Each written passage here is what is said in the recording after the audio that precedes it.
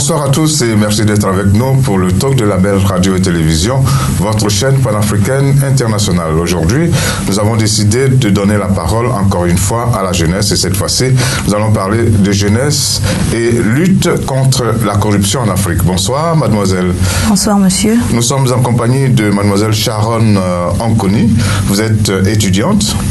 Je suis étudiante en management, oui. En management. Et vous êtes en Afrique du Sud. Je suis basée en Afrique du Sud. Et vous êtes gabonaise. De nationalité gabonaise, oui. Voilà. Et vous êtes jeune. Je suis jeune. Alors, jeune, c'est quoi aujourd'hui en Afrique, quand on dit qu'on est jeune? C'est vrai qu'il y a cette tranche d'âge de 15 à 35 ans, mais c'est un état d'esprit aussi. Oui, être jeune, c'est un état d'esprit. Être jeune, c'est dégager assez d'énergie, avoir en soi une détermination, c'est porter le destin d'une tranche de la population en soi, c'est prôner des valeurs, c'est tout un concept. Et c'est rêver d'un monde meilleur. C'est rêver d'un monde meilleur, en effet. Et vous avez décidé de vous engager dans la lutte contre la corruption. Pourquoi et comment? Tout d'abord, avant de commencer, je tiens à vous remercier de m'avoir invité sur votre plateau pour pouvoir échanger sur la question de la corruption en Afrique. Pour revenir à votre question, pourquoi j'ai décidé de lutter contre la corruption? Je suis épris de justice, je suis épris de bonnes valeurs, d'équité et d'égalité. Je me suis dit qu'il serait temps que la jeunesse africaine puisse prendre son destin en main, que la jeunesse africaine puisse prôner de nouvelles cultures d'intégrité et que la jeunesse africaine puisse se mettre aux côtés de ses pairs pour pouvoir lutter contre la corruption en Afrique, parce que la corruption représente un fléau, une gangrène qui freine le développement de notre continent, qui nous empêche de pouvoir évoluer, de pouvoir construire des infrastructures pour les générations à venir, d'où il est important aujourd'hui que la jeunesse africaine puisse être au cœur de ce fléau, puisse prôner tolérance zéro pour véritablement lutter contre la corruption en Afrique. Qu'est-ce qui a fait que vous avez décidé d'être très active dans cette lutte contre la corruption? Très bonne question. Je me suis rendu compte que mon continent souffre. Je me suis rendu compte que la jeunesse africaine est marginalisée, s'il faut le dire. Et je me suis dit, en tant que jeune, qu'est-ce que je peux apporter? Comment je peux contribuer au développement de mon continent? Comment je peux apporter ma pierre à l'édifice? Et comme je l'ai dit tantôt, épris de justice. Je me suis rendu compte que la corruption est une question sur laquelle je me dois de m'appuyer pour pouvoir, à mon tour, interpeller les dirigeants, interpeller la jeunesse africaine à être un acteur, un catalyseur de lutte contre ce fléau en Afrique. Et vous pensez que si on arrive à éradiquer ou tout au moins à faire baisser l'influence de la corruption, eh bien les pays africains pourront véritablement entrer dans leur développement? Bien évidemment que oui. On ne peut pas éradiquer la corruption, mais toutefois, on peut éviter... Vous parliez tout à l'heure de tolérance zéro. Oui, tolérance zéro. C'est un concept que les autorités de nos pays doivent mettre en place pour pouvoir inculquer, comme je l'ai dit auparavant, de nouvelles cultures d'intégrité. C'est vraiment important. Il faut qu'on arrive à impliquer les populations à une tolérance zéro. Il faut qu'on arrive à faire comprendre aux citoyens que la corruption est un mal, la corruption est un fléau et que nous devons l'éradiquer. D'où il faut tolérance zéro. Il faut que nous parlons en termes de tolérance zéro pour que les populations arrivent à s'imprégner de la question et que les populations, eux, à leur tour, se mettent aussi dans cette posture de tolérance zéro et qu'ils acceptent, ils réalisent que la corruption est un crime. Alors, le moins qu'on puisse dire, c'est que, justement, vous dites que il faut amener les populations à se rendre compte que la corruption est un crime. Mais pour beaucoup de gens, la corruption, c'est un mode de fonctionnement, c'est même tout à fait naturel, tout à fait normal que cela existe. Oui, la corruption... Tellement la chose est présente dans le fonctionnement dans nos différents pays. La corruption est une norme en Afrique. Mais toutefois, étant une norme, cela ne peut pas nous empêcher à sensibiliser, à former, à éduquer les populations dans de bonnes cultures d'intégrité, emmener les populations à avoir de bons principes, emmener la population à prôner de bonnes valeurs, emmener les populations à être intègres, emmener les populations à reconnaître que la corruption est un mal pour notre continent, emmener les populations à se dire que si nous devons évoluer, si nous devons avancer, si nous devons construire ce continent, nous devons le construire sur des valeurs. C'est pourquoi, malgré le fait que la corruption est là, bien présente, cela ne doit pas nous emmener à ne pas sensibiliser la population. Alors, vous allez nous permettre d'aller en Côte d'Ivoire, d'avoir Monsieur Honora Deyedagne, qui est journaliste et qui s'intéresse à cette question et qui dit que les Ivoiriens se ressemblent parce que la corruption les rassemble.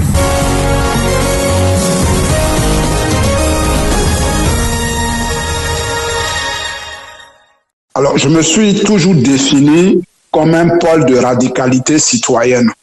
Et cela vient du fait que, après analyse, j'ai compris que les Ivoiriens se ressemblent parce que la corruption les rassemble. Quand on regarde la société ivoirienne, elle est gouvernée de A à Z par la corruption, de haut en bas.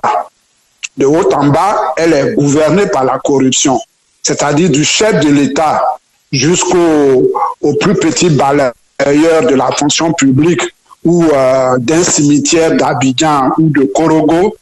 La corruption gouverne cette société-là. Et c'est cette société-là qui a pour moteur, c'est-à-dire le réacteur, le moteur, le cœur du réacteur. Ce qui fait avancer cette société-là, c'est la corruption. C'est la corruption que nous avons en partage. Et les guerres, tout ce qui fait que la société ivoirienne est en ébullition permanente est dicté par le fait que chacun veut contrôler cette manne, les prébendes qui résultent de la gestion du pouvoir étatique. Voilà la thèse que je défends et je pense que si les Ivoiriens ne s'accordent pas sur un consensus fondé sur l'éthique républicaine, sur les valeurs républicaines, sur une république exemplaire, nous allons aller de plus en plus vers des guerres qui n'en finissent pas.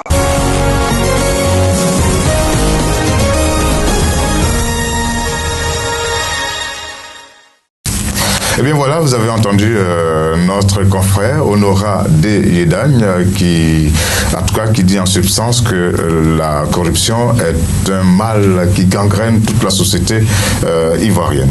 Dans ce qu'il dit, c'est pas faux. La corruption est un mal. La corruption représente un fléau, comme je l'ai dit auparavant. La corruption sape la démocratie, sape les droits de l'homme. La corruption freine le développement de notre continent. Ce serait une occasion de pouvoir mettre toutes les forces vives d'une nation ensemble pour pouvoir s'asseoir et écrire des plaidoyers, écrire des programmes. Alors on va y arriver, mais je voudrais rester sur vous. Vous avez décidé de vous engager dans cette voie-là. Quelles sont les influences que vous avez subies? Des personnes vous ont-elles poussé à vous engager? Il faut d'abord reconnaître que je vis dans un pays où les droits de l'homme sont respectés. Et lorsque je suis arrivée à faire... En Afrique du Sud, oui. Ouais. Un pays où la corruption est à un niveau extrême, mais ils arrivent tout de même à pouvoir mettre des mécanismes en place pour pouvoir éviter les actes de corruption. Comme l'Afrique du Sud, le Botswana arrivent à lutter contre la corruption, à mettre des mécanismes, des instruments juridiques pour pouvoir éviter les actes de de corruption, des ONG qui se mettent à fond dans la lutte contre la corruption. Pourquoi pas nous en Afrique centrale? Pourquoi pas nous? Et je me suis dit, épris de justice, comme je l'ai dit, et refusant les inégalités sociales, je me suis dit, pourquoi ne pas me lancer dans la lutte contre la corruption? Parce que ma région, Afrique centrale, en souffre. L'Afrique du Sud vous a influencé, mais y a-t-il des individus qui vous ont influencé également? Ou j'allais dire peut-être qui vous ont poussé, qui vous ont coaché? Oui, ça existe, non? Oui, il y a un individu qui m'a beaucoup coaché et qui me coach jusqu'à aujourd'hui. Je vais citer son nom, Monsieur Andy Rolandengui, qui me suit dans la voie que je me suis assignée. Il ne m'a pas poussé à créer cette ONG, non, mais il a vu en moi une jeune demoiselle capable de pouvoir prendre part dans les prises de décision, capable de pouvoir aussi être un modèle dans la jeunesse. Alors quand vous dites qu'il vous coach, qu'est-ce qu'il fait? Il vous donne des indications au niveau du comportement, au niveau des idées? Au niveau du comportement surtout, comment se comporter, comment prendre la parole, comment aborder les sujets et comment aborder les sujets de bonne gouvernance, par exemple, de questions de corruption. Il me coach sur le développement personnel, sur le leadership féminin. C'est un peu ce travail que nous menons ensemble et il sait ce que je souhaite. Il est conscient de ce qui m'anime en tant que jeune et ayant l'expérience, étant mon aîné, il m'accompagne dans cette voie pour que je puisse à mon tour aussi apporter ma pierre à l'édifice pour ce continent. Alors, à quel moment vous avez créé votre ONG? L'ONG Jeunesse africaine contre la corruption et pour la transparence a été créée en janvier 2018 au sortir du 30e sommet de l'Union africaine. Vous étiez déjà sensibilisé, hein? Oui, j'étais déjà sensibilisée, je m'étais déjà imprégnée de la question, j'étais déjà animée d'une volonté à poursuivre les actes de consolidation et de construction de l'Afrique. D'où, en janvier 2018, lorsque les chefs d'État africains et de gouvernement ont déclaré l'année 2018 année de lutte contre la corruption, sous le thème « Gagner la lutte contre la corruption, un chemin durable vers la transformation de l'Afrique », je me suis sentie interpellée en tant que jeune. Je me suis sentie interpellée et au sortir du 30e sommet de l'Union africaine, j'ai créé l'ONG Jeunesse africaine contre la corruption et pour la transparence. Et je l'ai officialisé lors du 55e anniversaire, notamment le 25 mai 2018, 55e anniversaire de l'Union africaine. C'est à ce moment que... Qui a eu lieu dans quel pays? Le 55e anniversaire de l'Union africaine a eu lieu en Éthiopie. C'est lors de la célébration du 55e anniversaire que j'ai officialisé l'ONG Jeunesse africaine contre la corruption et pour la transparence. C'est quelque chose que vous aviez en vous finalement qui est ressorti, c'est-à-dire vous avez été sensibilisé, coaché certes, mais vous êtes passé à une autre étape, celle maintenant de créer un organisme pour être sur le terrain, on va dire. Oui, j'ai été sensibilisée, j'ai été interpellée et c'est par cette sensibilisation et cette interpellation que je me suis dit qu'il est temps de mettre en place une ONG, notamment cette ONG pour la jeunesse africaine, parce que cette ONG n'est pas mon ONG, c'est l'ONG Jeunesse africaine, c'est l'ONG de la jeunesse africaine. Je suis la présidente fondatrice, mais demain, il y aura un autre président. Je resterai simplement la fondatrice. Il est important de le préciser. C'est pas mon ONG, c'est l'ONG de la jeunesse africaine. Alors, comment on dit? C'est J-Act.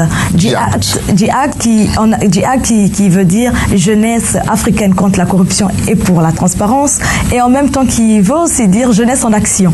Ok. Alors, comment est-ce que les différents membres ont été choisis? Les différents membres sont de pays très divers. Voilà. Les différents membres de cette organisation, comme je l'ai dit, je l'ai créée en janvier 2018.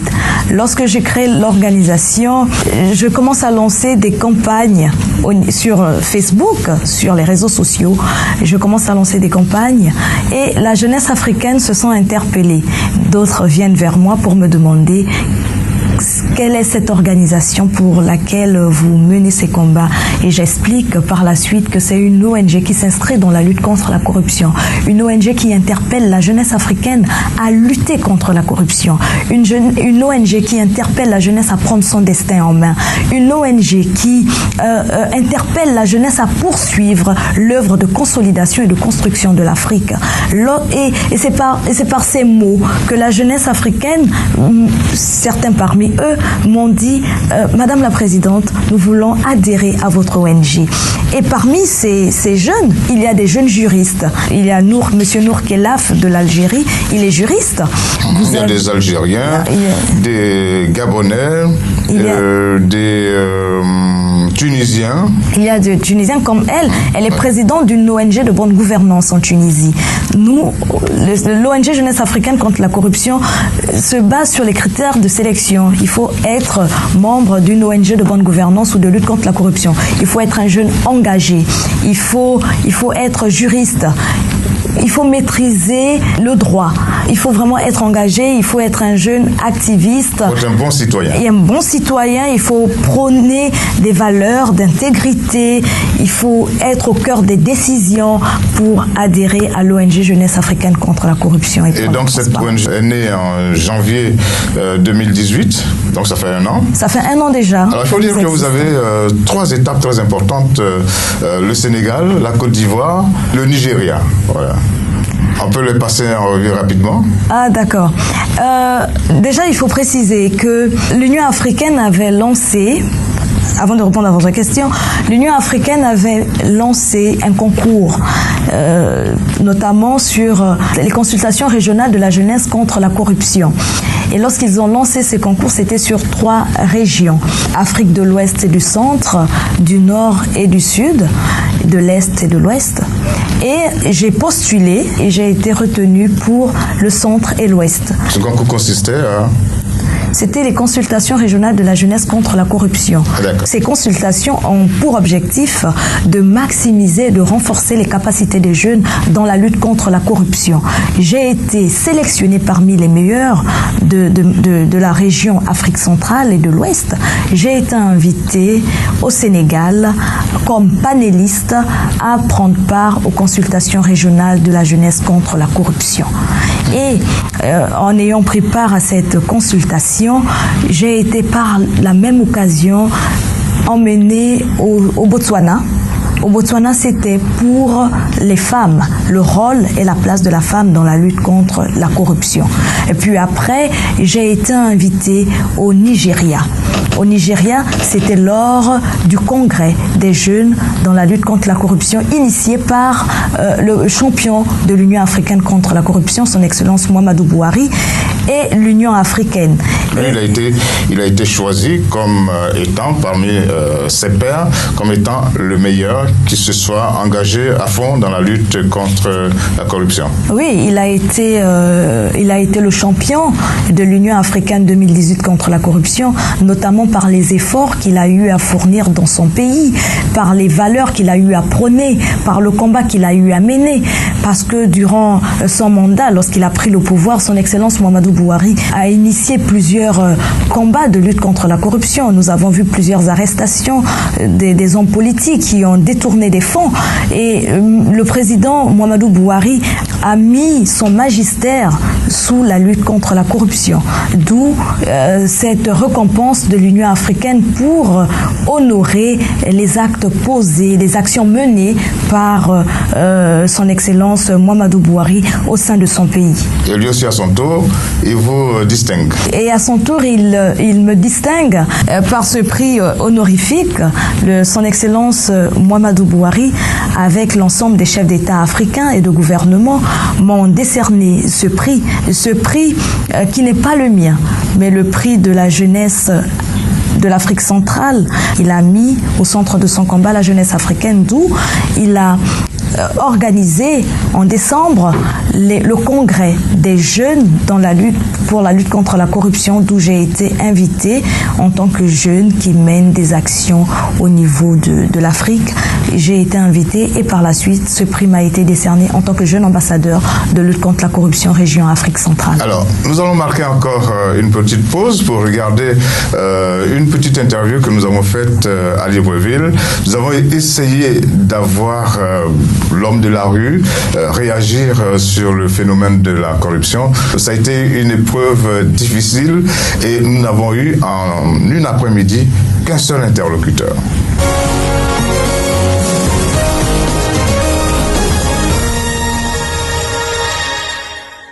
La corruption, c'est d'abord un fléau. La corruption, c'est le fait de soutirer d'abord quelque chose qui ne vous appartient pas. Vous comprenez? Et ensuite, aller vers une personne dans le sens de vouloir obtenir une faveur. Vous voyez? Donc vous prenez ce qui ne vous appartient pas. Je peux prendre l'exemple de l'argent. Vous volez de l'argent. L'argent ne vous appartient pas, l'argent appartient à l'État. Vous prenez cet argent, vous voulez acheter un véhicule. Vous partez vers la douane. Quand vous arrivez à la douane, vous allez voir des douaniers là-bas. Et vous dites aux douaniers que non, monsieur, moi j'ai besoin de faire venir mon véhicule.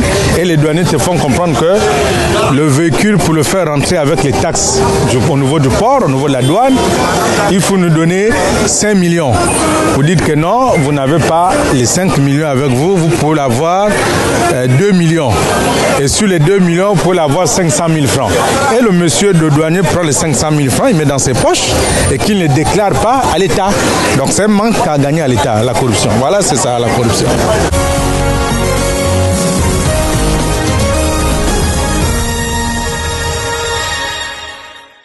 Voilà, donc je le disais en lançant cette interview, je disais que pratiquement personne n'a voulu parler de ce phénomène, de ce fléau. Alors qu'est-ce qui se passe? Pourquoi ce silence sur un fléau aussi important qui gangrène nos économies, qui gangrène nos sociétés? Pourquoi les gens ont-ils autant peur même d'aborder la question dans la rue? Je dirais que c'est pas tout le monde qui a peur d'aborder la question de la corruption.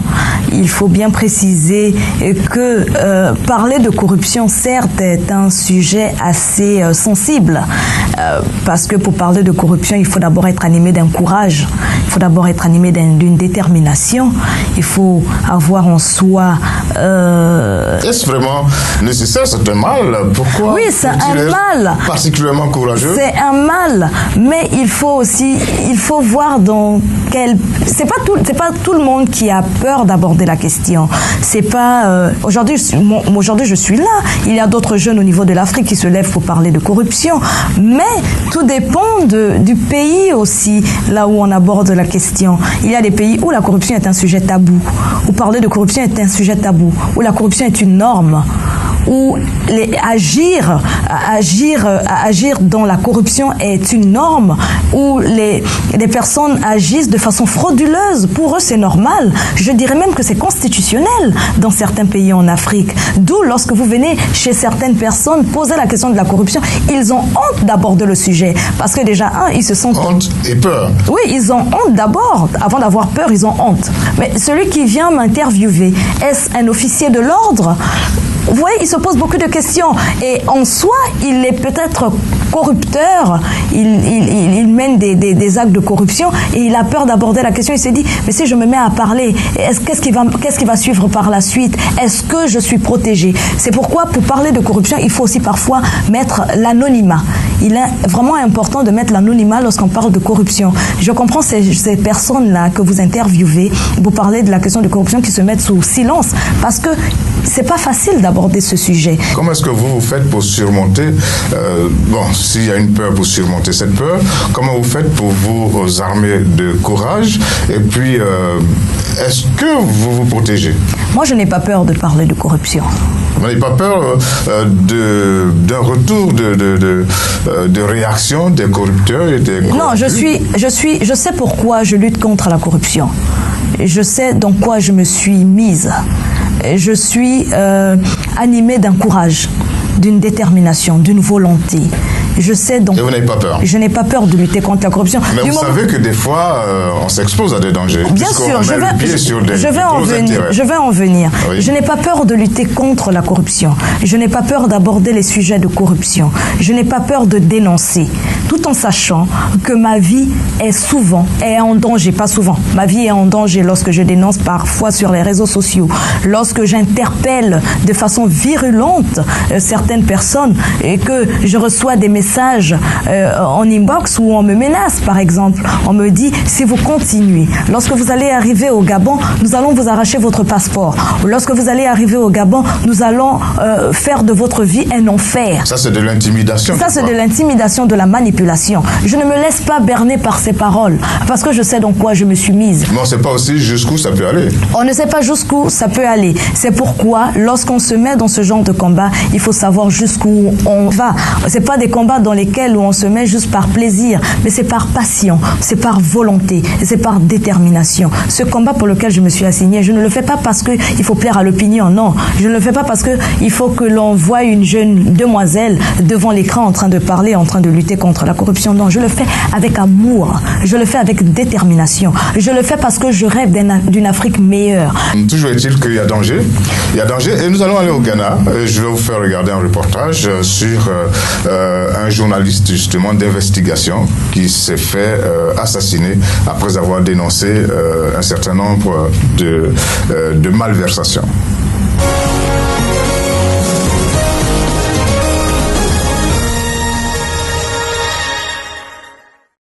Le journaliste d'investigation Ahmed Hussein menait des enquêtes sur la corruption dans le monde du football africain.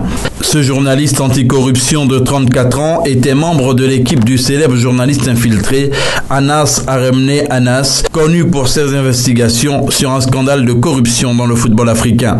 À en croire des témoins, des hommes à moto ont ouvert le feu sur Ahmed Hussein alors qu'il tentait de rallier son domicile situé dans la banlieue d'Accra.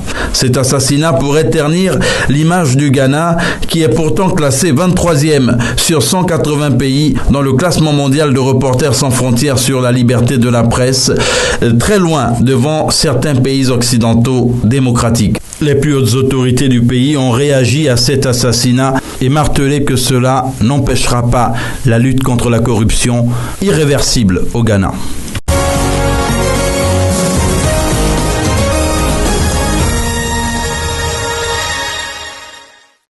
Alors, vous avez vu, malheureusement, au Ghana, un pays qui est cité souvent en exemple, on voit ce qui arrive des fois à certaines personnes qui se sont engagées dans la lutte contre la corruption, notamment un jeune journaliste qui n'a que 34 ans. Est-ce que ce genre de situation vous fait reculer, vous fait peur? Ce genre de situation m'interpelle. Je me pose la question de savoir comment est-ce possible qu'un jeune homme rempli de vie, se lève pour lutter contre la corruption dans son pays, se lève pour interpeller les autorités sur la bonne gouvernance, se lève parce que pour lui, il rêve d'un Ghana meilleur. Il aimerait accorder aux générations futures des meilleures conditions de vie. Il est conscient que le système d'éducation s'effrite. Il est conscient qu'il y a des détournements de fonds. Il se lève avec toute son énergie pour pouvoir lutter contre cette gangrène, contre ce fléau qui freine le développement de son pays. Ce jeune se fait tuer aux yeux et au su des dirigeants. C'est la question qui m'interpelle. Et je me pose la question, si ce jeune s'est fait tuer parce qu'il a combattu, parce qu'il a lutté pour cette cause noble, moi, qui ne fait que commencer, parce que ce jeune homme travaille avec l'activiste Anas, je me pose la question, moi qui ne fais que commencer, moi qui suis une jeune femme, qu'est-ce qui va m'arriver? Je n'ai pas peur, mais je m'interpelle, je me pose la question et je me dis, quels sont les moyens que je peux mettre en place pour éviter ce genre de représailles? C'est tout simplement ça, parce que aujourd'hui... Alors comment se protéger, justement? Voilà, comment se protéger, c'est la question aussi que je me pose souvent, comment je peux me protéger? Mais il y a d'abord les pouvoirs publics qui devraient pouvoir protéger les personnes qui sont engagées dans ce genre de dénonciation. Voilà, les autorités, par les conventions, notamment la Convention des Nations Unies contre la corruption, la Convention de l'Union africaine sur la prévention et la lutte contre la corruption. Les dirigeants africains ont ratifié et signé ces conventions. Ils nous impliquent dans la lutte contre la corruption. Ils se doivent à même de nous accompagner aussi dans la protection de nos vies. Parce que nos vies, ils sont en danger lorsqu'on lutte contre la corruption. Je vous ai pris en exemple sur les réseaux sociaux. Je dénonce beaucoup. Je suis arrivée à un niveau de ma dénonciation. Je me vois être intimidée par des personnes. Vous recevez des menaces? Je reçois des menaces des personnes qui viennent en inbox me menacer, me dire, vous dénoncez au nom de qui? Vous êtes qui pour venir dénoncer? Qu'est-ce que vous voulez prouver aux gens? Voyez un peu des paroles comme ça. Lorsque vous vous mettez dans cette peau, vous vous dites, mais je suis qui? Je suis une citoyenne qui est épris de justice, une citoyenne qui veut voir son continent, autant pour moi, aller de l'avant, une citoyenne qui est consciente que dans son pays, d'abord, la corruption est une norme. Elle lutte pour cela. Voici dans quoi je m'inscris. Je m'inscris dans des valeurs que je prône. Et à ce moment, je me dis, est-ce que cela est juste de lutter contre la corruption et de savoir que le matin, on se fera tuer par une personne qui n'a pas supporté la dénonciation. C'est pourquoi ce jeune Ghanéen est mort. Il est mort parce qu'il n'a pas été protégé par son pays.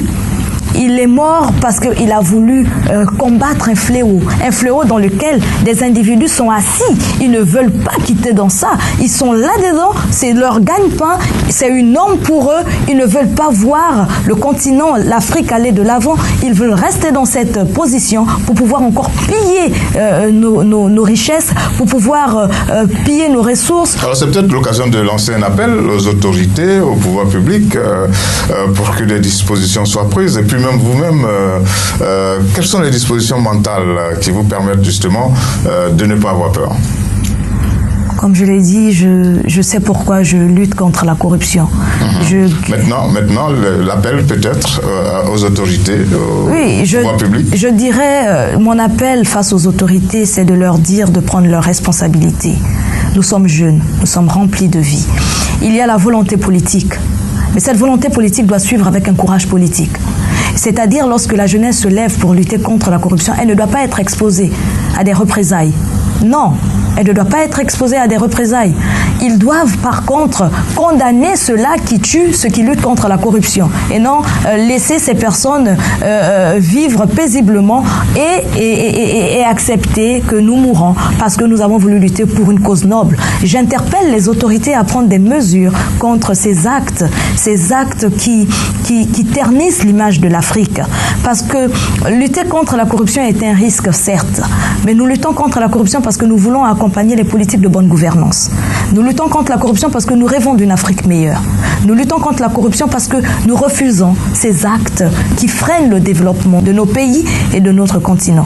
J'interpelle les autorités à prendre des mesures, à mettre des mesures d'accompagnement pour pouvoir accompagner cette jeunesse-là, ces personnes, ces activistes, ces membres, ces présidents des ONG qui luttent contre la corruption à vivre de façon sécurisée pour ne pas se retrouver aujourd'hui comme mon frère ghanéen qui a été tué parce que voulant lutter contre la corruption. Parce que dans tous les cas, les résultats, normalement, c'est tout le monde, toute la population dans un pays qui doit pouvoir bénéficier des résultats de la lutte contre la corruption. Alors, c'est l'occasion pour moi de vous demander de parler de l'ampleur du fléau, parce que certains, comme on l'a dit pendant cette émission, pensent que c'est quelque chose de normal. La corruption fait perdre beaucoup d'argent à l'Afrique et freine son développement. On parle de 50 milliards de dollars chaque année. Comme cela a été dit lors du 30e sommet de l'Union africaine, l'Afrique perd près de 50 milliards de ses fonds, ce qui est véritablement un handicap pour le développement de notre continent. Ce que je pourrais dire par rapport à l'ampleur de ce fléau au niveau de notre continent, c'est qu'elle sape véritablement la démocratie déjà, les droits de l'homme, la violation des droits de l'homme. Alors allons étape par étape, la démocratie déjà. La démocratie. Parce que vous parlez de transparence. La démocratie, par exemple, lors des élections présidentielles, par exemple, il y a souvent des contestations, il y a souvent l'achat des consciences des hommes politiques qui achètent les consciences des populations avec des pots de vin, par exemple. Ce sont des faits réels et ceci empiète sur la transparence lors des élections, par exemple. Vous n'êtes pas étonné que dans nos pays, dans les pays africains, il n'existe pas de palier qu'on ne puisse pas franchir. Par exemple, pendant une élection présidentielle, on dit tel montant ne doit pas être franchi. Vous n'êtes pas étonné que ça n'existe pas dans les pays africains? Si, ça existe dans certains pays africains. Ah, ok. Nous avons par exemple le Botswana, qui est un pays de bonne gouvernance. C'est l'exception certainement qui fait la règle. Oui, c'est l'exception. Nous avons le Seychelles, le Cap-Vert, qui essaie d'une manière ou d'une autre de promouvoir la transparence lors des élections. Donc, il y a des pays qui se démarquent et on ne peut pas généraliser tous les pays dans cette tranche. Mais on reconnaît quand même que 50 milliards de dollars, c'est beaucoup d'argent. On reconnaît quand même que 50 milliards de dollars, c'est beaucoup d'argent comme ça, qui sort de nos caisses. On ne sait pas où cet argent va, parce que lorsque de l'argent est décaissé, ce qui doit suivre, c'est le développement.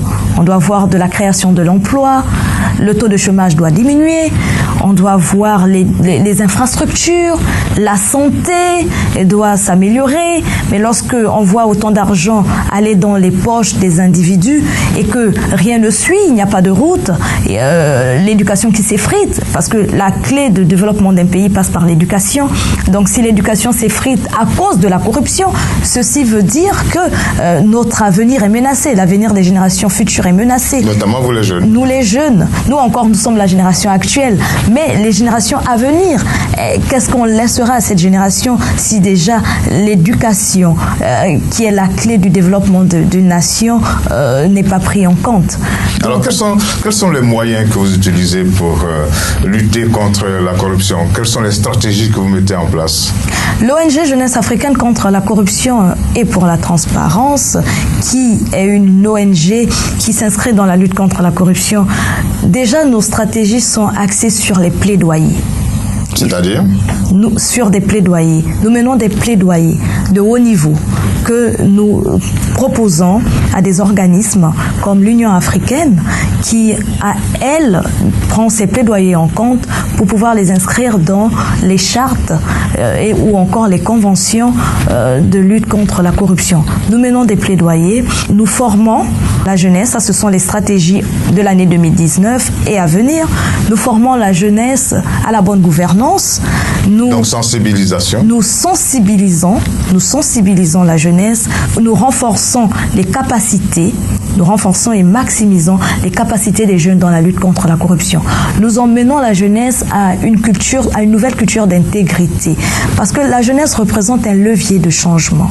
Elle représente une force éminente pour le continent. Donc nous sommes amenés à mettre cette jeunesse-là dans une position de bonne gouvernance, dans une position où elle sera capable de pouvoir lutter contre ce fléau, capable de reconnaître que la corruption est une gangrène, capable de reconnaître que la corruption est un frein au développement, capable de reconnaître qu'étant le levier de changement de ce continent, elle est ce catalyseur, cet acteur capable de pouvoir réduire le taux de corruption en Afrique. Et vous vous appuyez aussi sur les écoles, sur les programmes scolaires. Qu'est-ce que vous proposez justement? Qu'est-ce qu'on doit insérer dans les programmes scolaires pour que les enfants, les jeunes deviennent des adultes de très bons citoyens? Ceci est un point très important de la charte de notre ONG, c'est d'inclure au sein des programmes éducatifs le sujet de la corruption, le sujet de bonne gouvernance. Il serait important que les autorités puissent mettre en place ce sujet dans les écoles afin que les élèves, comme je l'ai dit, puissent déjà reconnaître que la corruption existe et que c'est à cause de la corruption que souvent il n'y a pas des écoles, que c'est à cause de la corruption que notre continent va de mal en pis. Et ce sera vraiment important de mettre ce sujet dans les programmes éducatifs afin que les élèves puissent avoir cette culture de... Certains vont dire qu'il y a déjà des cours d'instruction civique. Oui, mais dans les cours d'instruction civique... Est-ce que c'est suffisant? C'est pas suffisant parce que moi j'ai été élève. On ne m'a jamais parlé de corruption à l'école. On a étudié l'éducation civique. Les institutions. Oui, les institutions. Un peu de morale. Un peu de morale. Il n'y a jamais eu un axe sur la corruption où on renvoie l'élève, l'apprenant à une culture de bonne intégrité. L'esprit critique de bonne valeur, il n'y en a pas. Je n'ai jamais vu. Et nous allons interpeller les autorités à inclure ce sujet dans les programmes éducatifs, être à mesure de pouvoir être d'abord conscient que ce fléau existe bel et bien et que c'est par lui que ce fléau pourra redresser et qu'ensemble on pourra avoir cette Afrique que nous voulons. Vous avez aussi besoin de vous appuyer sur les médias et ça c'est très important. Malheureusement aussi, il faut noter que certains médias sont corrompus. La corruption est dans tous les secteurs d'activité. Vous allez à la police, où il y a la corruption à un niveau extrême.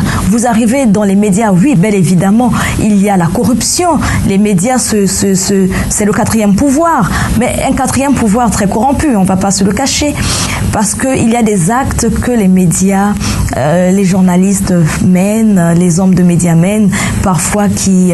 on peut se taire sur certaines malversations. Comment on peut amplifier des actes qui n'en valent pas la peine. Qui n'en valent pas, et ce qui représente parfois un handicap dans nos institutions. Comment comptez-vous vous adosser aux médias? Parce que les médias, c'est le porte-voix justement de ce genre de lutte.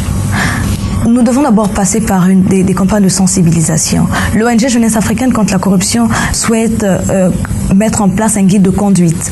Nous allons travailler avec les médias d'abord pour les inculquer, les expliquer, les impliquer dans ce combat afin qu'ils comprennent que les actes qu'ils posent auront des répercussions à long terme. Donc c'est d'abord nous mettre... Des fois même à court terme. Oui, des fois même à court et à moyen terme.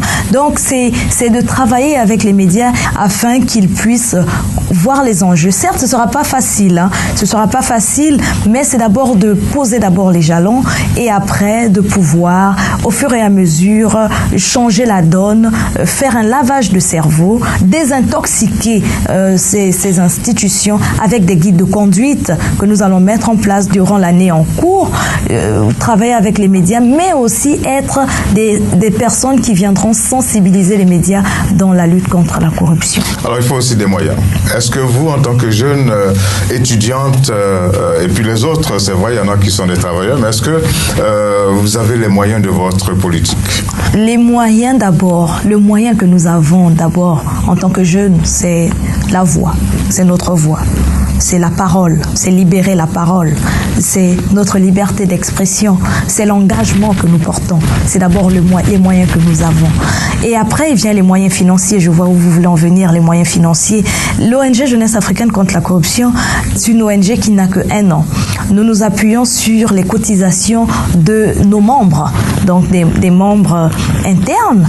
Et puis après, nous avons les cotisations des membres externes, donc les membres adhérents. Ce ne sont pas grand-chose, mais cela nous permet au moins de mener nos actions. Est-ce que l'UA vous appuie? J'en viens. L'Union africaine étant un partenaire, un partenaire qui nous appuie parce que c'est par elle que nous arrivons, autant pour moi, à prendre part à ces sommets, à ces forums. L'Union africaine nous appuie, puis oui, elle maximise et renforce nos capacités dans la lutte contre la corruption. Et si aujourd'hui nous nous sommes rassemblés en tant que jeunes au niveau de l'Afrique à lutter contre la corruption, c'est parce que l'Union africaine a renforcé nos capacités, nous a mobilisés afin que nous puissions nous retrouver en tant que jeunes à lutter contre la corruption. Lorsque nous devons organiser des mini-sommets ou des forums ou des ateliers de formation à la bonne gouvernance et que nous écrivons à l'Union africaine, elle répond favorable parce qu'elle reste un partenaire de lutte. Ok, je ne vais pas dire votre engagement, mais nous sommes en début d'année 2018 et le rapport de Transparency International, le rapport 2019 vient de sortir. Ce rapport n'est pas très reluisant pour l'Afrique qui s'est quand même engagée début 2018 dans la lutte contre la corruption. Les efforts ne sont pas vraiment palpables. Je vous invite à apprécier justement un condensé de ces rapports.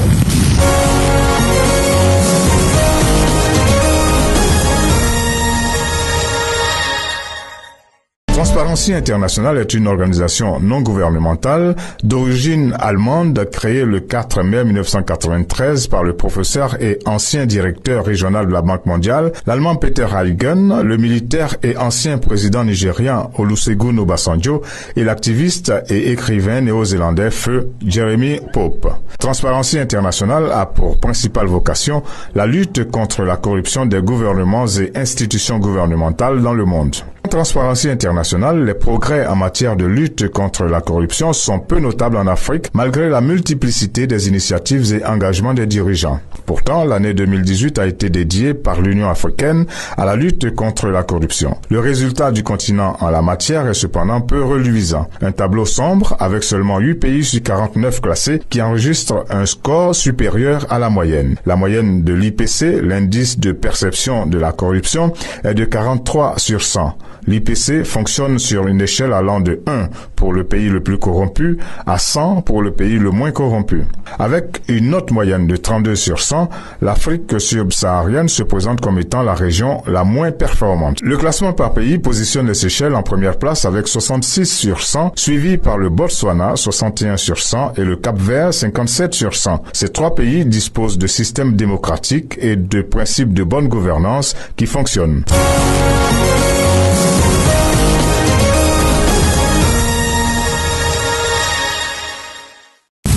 Alors, mademoiselle Sharon Ankoni, vous êtes la présidente de, comment vous avez dit, de GIACT. GIACT, voilà, qui veut dire Jeunesse africaine contre la corruption et pour la transparence. Vous avez vu dans le rapport qu'on a proposé, les résultats ne sont pas très probants. L'Afrique, on va dire, peut mieux faire, peut beaucoup mieux faire. L'Afrique peut mieux faire. Vous avez, ensemble, nous avons vu les indices de perception contre la corruption initiés par Transparency International, par la Fondation Mo Ibrahim et aussi par la Banque mondiale. Ces indices de perception ont pour objectif de jauger le niveau de corruption dans nos pays respectifs, mais aussi de pouvoir encourager ces pays qui font des efforts à lutter contre la corruption, qui font des efforts dans la bonne gouvernance. Alors les efforts, c'est pas seulement mettre en place des institutions. Oui, les efforts, c'est pas seulement mettre en place des institutions comme vous le dites. Nous avons des pays, par exemple, je vais prendre le cas du Nigeria. Le Nigeria a mis des institutions en place, mais ces institutions ne sont pas archaïques. Ces institutions travaillent, elles sont fonctionnelles. Nous avons vu des arrestations faites par la Commission de l'enrichissement illicite du Nigeria. Et des démissions. Et des démissions. C'est pour montrer que ce pays est un modèle de transparence, est un modèle de bonne gouvernance, par exemple. Vous avez le Botswana, un pays pays où j'ai été, j'ai vu de mes propres yeux, autant pour moi, il y a de la bonne gouvernance au Botswana. Le Botswana a été champion de bonne gouvernance en Afrique.